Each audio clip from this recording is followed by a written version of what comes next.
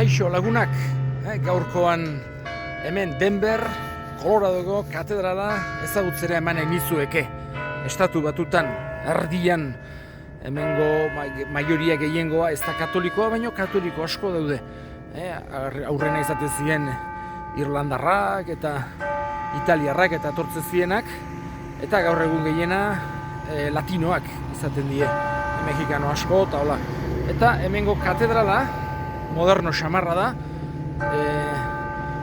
20. mende hasierakoa, baina oso polike.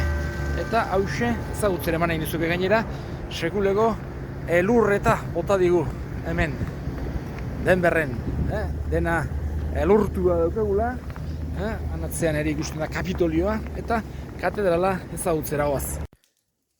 Kanpoan Juan Pablo Bigarrenaren irudi hau arki dezakegu, bertara hiru zelako hemen egin zuen gazteen topagune oso ezagun bat, eta bertan meza eman eta dena egin zuen Juan Pablo Bigarrenak.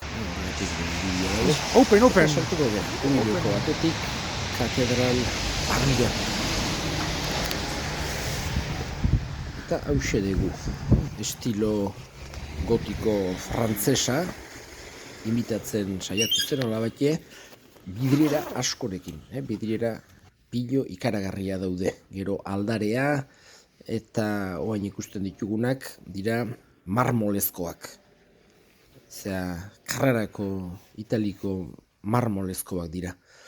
Eta ikusten dira, zenbat bidriera eder bakoitzak baditu bere irudiak, bere santuk edo Bibliako pasartek edo Ama Birjinenak. Katedrala berez Ama Birjinari dedikatua dago, Ama Birjina sortzez garbiari. Aitere, organoa, bikaina da, eta dena txukun eta berria dago katedrala. Egia esateko oso egoera onean arkitzen da eta oso ongi kasuin da.